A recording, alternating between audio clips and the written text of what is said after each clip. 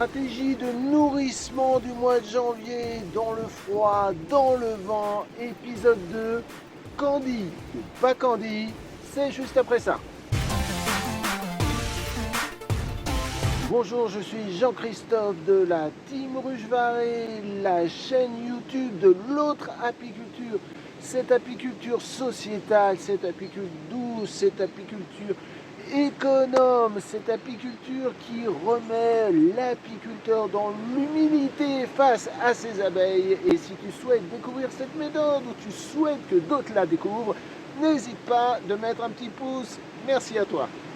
Lors de la dernière vidéo, laquelle c'est là, nourrissement du mois de janvier, il y a 15 jours, je vous disais que le redout m'obligeait en tout cas à être très vigilant et à revoir la pesée de mes ruches pour voir si les abeilles avaient consommé. Et ben c'est aujourd'hui le résultat de cette petite analyse. Je rappelle, la stratégie de nourrissement en Ruchevaré tourne autour de 5 points. Le premier point, le contrôle au trou de vol. Le deuxième point, le contrôle du fameux plancher amovible. Le troisième point, le contrôle visuel à travers les vitres des éléments. Le quatrième point, la pesée de la ruche. Et évidemment le cinquième, le dernier, pour prévoir la météo des prochaines semaines. Et en fin de cette vidéo, la réponse tant attendue, candy or not candy, that is the question. Ouais, l'accent n'est pas là, mais on est apiculteur. Allez, je vous emmène voir mes ruches pour faire les 4 premières observations. C'est parti. Première observation du dynamisme de la colonie au trou de vol devant la ruche. Deuxième observation des déchets de la colonie sur le fameux plancher amovible. Et troisième observation à travers les éléments vitrés en commençant par le fond grillagé pour contrôler la mortalité. Et ensuite remonter dans les différents éléments pour voir le dynamisme de la colonie et inspecter les différents, notamment rayons comme celui-là, et contrôler ainsi les réserves. Ces réserves qui peuvent être dans les alvéoles collées à la vitre, comme ici où on voit que ça a été consommé, ces alvéoles sont vides, ou sur des alvéoles sur les côtés, comme ici où on voit un peu plein de réserves, et surtout voir si les abeilles sont bien vivaces. Quatrième point, la pesée pour contrôler.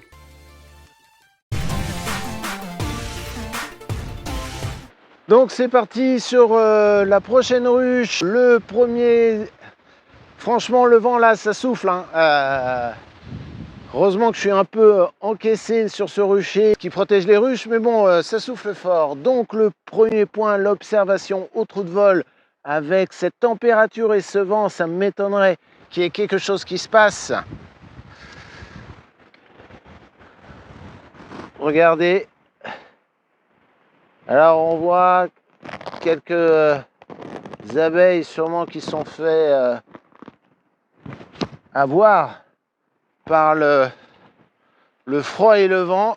Pas possible de observer quelque chose sur le trou de vol, donc on va continuer cette observation par le deuxième étape, l'observation du plancher amovible. Ça c'est vraiment pratique ce plancher, je suis vraiment satisfait de cette technique parce que très facilement et sans déranger les abeilles, sans faire quoi que ce soit de peu compliqué, je peux observer les déchets de la ruche. Il suffit que je tire comme ça, hop, voilà, pour pouvoir faire une petite analyse. Donc là on voit, contrairement à l'autre ruche, beaucoup moins d'activité, même si on voit que sur la colonie a pris possession de l'ensemble du volume. Je regarde s'il y a des déchets suspects de la ruche. Non, contrairement à l'autre où il y avait du pollen, où il y avait des choses là, rien du tout, ce sont les déchets classiques. Donc rien d'alarmant. Donc je vais nettoyer de nouveau ce plancher pour repartir à zéro aussi dans l'observation et continuer les prochaines étapes. Observation des éléments à travers les vitres. On commence toujours par le plancher. Donc observation du plancher. Hop, je vous amène. Donc sur lequel rien de suspect, pas de mortalité excessive. Voir ce qui se passe là-haut. Donc là on voit que ça bouge. On voit que le colonie est plus petite que l'autre. Alors très intéressant de voir comment ça se passe. Donc c'est assez dynamique. On voit que la chaleur produite par la colonie fait que ça bouge bien. Maintenant, ce qui est compliqué de voir, on voit quand même que les réserves sont vides aussi. Là, il n'y a plus rien. Ici non plus. Ah si, là, ouais, là, des réserves encore de miel. Ici aussi, on voit qu'il y a des réserves. Sur ce côté-là, oui, potentiellement. Donc, il y a encore, voilà, il y a du stock, a priori. Cette colonie faisait 10 kg, 10 kg 4 de mémoire, 10 kg, ouais, 10 kg 4, 10 kg 4. Donc, on va passer à la, je remets, hop, on va passer donc à la quatrième observation, c'est celle de la pesée, pour voir effectivement s'il y a eu de la consommation ou pas. Allez, hop, c'est parti, hop. Voilà. La pesée au peson, la tare, hop, 0. Franchement, ce matériel, pas cher, tout simple. 9,9. 9,9. Ça a quand même pas mal consommé. Preuve de l'activité de cette ruche. 9,9, donc 500 grammes. 500 grammes de consommé. On voit que cette température, pas forcément clémente, mais cette température pas très froide, ont poussé les abeilles à consommer dans leurs réserves. On remet le toit, hop. Je vais inscrire et on va passer à la troisième ruche. Je rappelle juste les deux limites de la mort. La limite sur laquelle l'apiculteur ne doit pas arriver lors de la pesée, parce que cela signifie que les réserves sont à stock zéro et donc les abeilles sont en famine. Donc sur une ruche 2 éléments, les 6,5 kg en demi-pesée, cette limite de la mort. Et sur cette ruche 3 éléments à 9,4 kg. Donc ça, toujours dans la tête. Très important, notamment sur cette ruche, qui lors des dernières pesées, je regarde mon carnet, était à 9,4 kg. Donc on est descendu en dessous des 10 kg.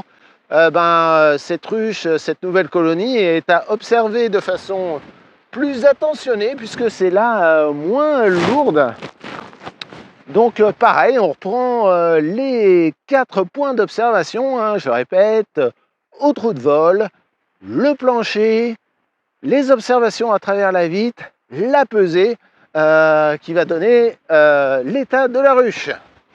Donc sans surprise, comme toutes les autres, mais comme tout le rucher, je ne vais pas le faire sur les autres, aucune abeille est sortie, il fait 8 degrés, il y a du vent, même s'il y a quelques rayons de soleil, c'est pas le moment de sortir. Elles sont bien au chaud dans ces éléments varés, ces petits éléments, 30 par 30 par 30 à l'intérieur, ce petit cube qui favorise vraiment le maintien de la chaleur, contrairement aux autres ruches classiques. Sur le plancher, donc là, on voit, contrairement aux autres, très très faible activité, ce qui est logique puisqu'on avait vu que c'était une petite colonie. Voilà, c'est ici que ça se passe. Je me demande s'il y a quelques quelques déchets organiques d'abdomen, une aile là. Alors comme j'ai nettoyé le plateau la dernière fois, d'où ça vient, on va jeter un coup d'œil. Observation à travers les vitres, hein, tout l'intérêt de la ruche Varé, pouvoir observer à l'intérieur de la ruche sans ouvrir, donc sans être intrusif, tout en gardant l'équilibre hygrométrique, l'équilibre de la chaleur, l'équilibre des flux d'air. Donc ça c'est hyper intéressant. Donc observation toujours, je ne sais pas si vous voyez là, mais sur le plancher, 2-3 abeilles. Voilà, donc rien d'alarmant sur ce plancher. On voit qu'il n'y a pas de mouvement d'abeilles. Voilà, hop, hop, allez. Voilà, donc donc là vous allez, je sais pas si vous voyez, donc ici la colonie se situe ici. Hop, alors, la petite, hop, la colonie se situe ici. On voit qu'elle est moins dynamique, en tout cas plus resserrée. Il fait certainement plus froid, donc ce qui permet, la dernière fois je voyais pas très bien l'état des réserves du fait des cadres, hein. Je vous l'avais dit, je suis pas fan des cadres, ou même pour moi les cadres n'ont rien à faire dans une ruche Varé. Moi, cette ruche est un élément issu de l'élevage d'un apiculteur, donc rien à dire. Au contraire, merci pour lui de m'avoir fait cet élevage de qualité. On voit qu'il y a des réserves, des réserves, des réserves, des réserves. Ouais, donc là, il y a de quoi se nourrir. Toujours vraiment agréable de regarder ces petites, mais on va les laisser quand même bien tranquilles. Nous allons faire la pesée. Le dernier élément de contrôle, hein, le quatrième point, l'évolution des stocks.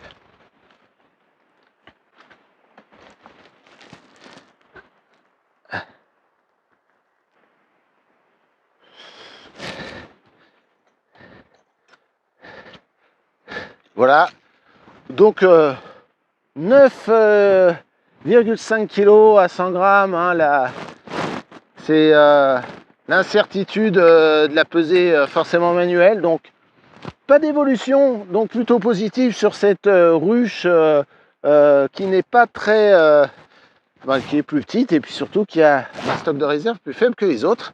Donc on va remettre le fameux plancher amovible, donc extrêmement pratique, hein, je vous l'ai dit, on referme, en plus il y a du vent et c'est humide, donc on garde, voilà, hop, bien fermé, on remet la sangle, allez, on remet le toit, on remet les muselières anti-frelons.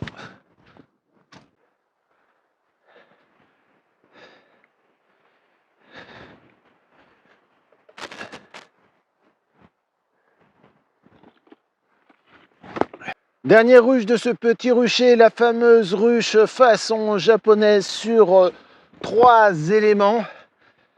Découverte en même temps à chaque fois que je suis en contact avec cette ruche, puisque la conduite est quand même légèrement différente des autres, puisque, je le rappelle, hein, il n'y a pas de plafond et de plancher, donc les abeilles construisent à partir d'ici et les rayons de cire descendent sans s'arrêter, donc pour le coup on ne peut pas ouvrir, on ne peut pas bouger, tout se fait beaucoup par l'observation et par le haut, donc vraiment totalement différent. Mais les 4 principes de l'observation pour une stratégie de nourrissement, ça sont aussi valables. Donc on l'a vu au trou de vol, rien ne se passe, hein. Comme je vous dis, là les conditions météo sont pas assez favorables pour une activité. Nous allons voir le plancher. Allez, pareil que l'autre. Donc on voit un plancher avec une activité pas forcément intense. On regarde quand même tout ce qui peut sembler suspect. Mais là, je ne vois rien de particulier. Donc, un petit coup de nettoyage sur ce plateau, ce qui est très simple, avec le lève-cadre. Allez, je vous montre. Ça prend quelques instants. D'où l'intérêt de ce format, de ce plancher. Hop, voilà, on gratte. Et le jour où ce plancher est vraiment trop vieux, ça coûte 3 fois rien de le remplacer. Allez, et comme à chaque fois, attention, désinfection. Allez, hop, on est de retour parmi nous sur l'observation. Quelle observation allons-nous faire sur ces différents éléments, hein, sur le plancher. Hop. Donc suite à la mise en hivernage, il y avait eu l'attaque d'un frelon asiatique, donc il y a quand même au sol les abeilles qui restent mortes, mais effectivement, c'est pas le moment d'ouvrir pour nettoyer, mais c'est vrai que ça rend compliqué de se dire est-ce qu'il y en a plus ou moins. Donc voilà le frelon asiatique, vous le voyez pas, mais il est là, il est là. Donc mais en tout cas, je vois pas de cadavres frais d'abeilles, ce qui est bon signe. Sur le deuxième élément, normalement rien du tout. Ah, une petite abeille là. C'est voilà, vous voyez. Alors pas la peine que je vous montre, mais de plus près. Mais il n'y a pas d'abeille. C'est voilà, c'est les rayons qui descendent. Donc ce qui est très très sympa à voir. Et voilà. Qu'est-ce que ça donne en haut? Je vous montre en haut, en bas. Voilà. Donc, on voit la petite colonie. Hein, c'est un deuxième essaimage d'une colonie très petite. Voilà qu'elle est là. On voit hein, ça. Voilà, c'est. Voilà, donc les rayons. Hop, hop, hop, hop, là. Donc, vraiment, là, c'est toute la beauté de cette ruche où on voit l'intégralité. Voilà, de la construction. Juste dans la continuité d'un seul tenant. Donc on voit, il y a de la réserve ici, la réserve, il y a de la réserve, il y a de la réserve. Ici aussi, là, je pense trop jeune, de ce côté-là, rien, de la réserve, de la réserve, de la réserve, de la réserve, de la réserve. Ici, rien. On voit quand même que par rapport aux premières ruches, les abeilles sont peut-être un peu plus timides.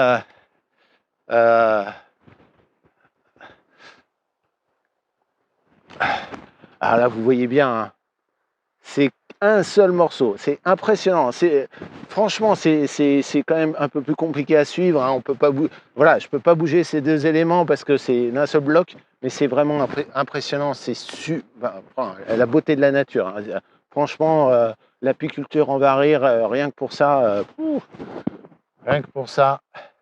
Beaucoup de joie à regarder tout simplement la nature.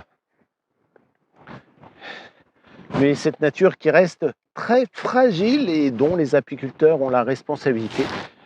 D'où l'intérêt d'avoir une méthode de conduite douce qui prend en compte vraiment tous les tenants et les aboutissants de la vie de la colonie et des abeilles que l'on doit respecter. Et ce n'est pas cette colonie qui doit s'adapter à mes besoins, à mes contraintes. C'est bien moi qui dois m'adapter à cette colonie. Donc voilà, c'est pour ça qu'il n'y a pas de cadre. Même si c'est plus pratique. Oui, c'est quand c'est plus pratique pour moi, voilà, les abeilles préfèrent construire d'elles-mêmes, préfèrent avoir beaucoup plus d'espace pour construire. Voilà, je ne vois jamais, j'ai jamais vu la reine. Aucun intérêt pour moi d'aller la chercher. aucun intérêt pour moi d'aller la remplacer. Voilà, c'est un cycle naturel qui se fait. Je suis là juste pour m'assurer qu'elles ont les bonnes conditions sanitaires, les bonnes conditions de chaleur, les bonnes conditions pour se développer. Et seulement si elles sont bien, elles se sentent bien, et si et seulement si elles produisent beaucoup plus qu'elles n'en ont besoin, alors c'est qu'à ce moment-là que je prélève ma modeste partie de miel. D'où l'intérêt de cette stratégie de nourrissement sans candy, en tout cas avec un objectif de ne pas utiliser de sirop de candy, mais donc qu'elles passent cet hiver avec, en puisant dans leurs réserves, en puisant dans ce miel qui est complet, qui est riche en pollen, qui est riche en propolis, qui est riche en des pollens récoltés pendant toute l'année, parce que je ne fais pas de récolte variétale, et justement pour avoir toute cette richesse et toute cette diversité de la nature que les abeilles ont concentré en un seul endroit, et c'est ici. Beaucoup de respect. Allez, dernière pesée, même si je suis pas trop inquiet. Et sur une prochaine vidéo, peut-être un bonus sur un nouveau rucher de l'année dernière que je vous ai jamais montré, sur lequel il n'y a qu'une ruche. Et dans une prochaine vidéo, vous expliquer pourquoi, quand j'ouvre un rucher, je ne mets qu'une ruche. Et pourquoi je ne profite pas pour en mettre une tripotée, histoire d'avoir plein de récoltes, plein de productivité et tout. Non. Allez, mais je vous expliquerai pourquoi. Allez, hop. Donc c'était une ruche qui faisait 13 kg d'œufs. Et ben ça n'a pas bougé, 13,3 kg. Allez, on ferme, on remet les sangles. Hop. Donc toutes ces données, je vais les rentrer dans mon application Biperf pour suivre l'évolution du poids. Donc on a vu que malgré mon inquiétude d'il y a 15 jours sur la douceur des températures, il n'y a pas eu de consommation excessive de la part de toute cette colonie, donc bilan positif. Donc maintenant passons au point 5. Quelle va être la météo de ces prochaines semaines? Parce qu'il va être important d'anticiper la consommation de ces colonies. Quand je regarde la météo, les températures vont baisser. Aujourd'hui, ça a commencé, donc on va être vraiment en dessous de 10 degrés, 8-9 degrés, avec des températures nocturnes de -1, 1 jusqu'à 3-4 degrés, pas plus. Donc température idéale pour que les abeilles se regroupent en essaim, se rentrent dans une sorte de dormance, en tout cas réduisent vraiment de façon drastique leur mouvement et donc leur consommation. Je vais suivre ça, donc je suis plutôt serein pour passer un prochain contrôle d'ici, allez, plutôt je dirais 3 semaines, donc c'est-à-dire passer directement en stratégie de nourrissement du mois de février. Donc avant de vous livrer ma réponse, candy ou pas candy, où en êtes-vous dans votre stratégie de nourrissement? Est-ce que vous avez déjà posé des pains de candy? Est-ce que vos abeilles consomment déjà du candy? Et ce, pour certains, depuis le mois de décembre. Donnez-moi votre avis, où est-ce que vous en êtes? Donc, ma réponse à moi, candy or not candy, ma réponse c'est not candy, toujours pas de candy pour moi. Et oui, les abeilles continuent à puiser dans leurs réserves, et leurs réserves d'extrême qualité, puisque c'est leur miel, et toujours pas de substitut par un produit beaucoup plus pauvre, tel que le candy. Et je vous le dis, dans ma stratégie de nourrissement, le candy est vraiment le substitut d'urgence. Donc pour l'instant, pas d'urgence. Continuons à laisser faire la nature. Et moi, je vous donne rendez-vous sur un prochain épisode de stratégie de nourrissement Team Ruche Varée. du mois de février. À bientôt.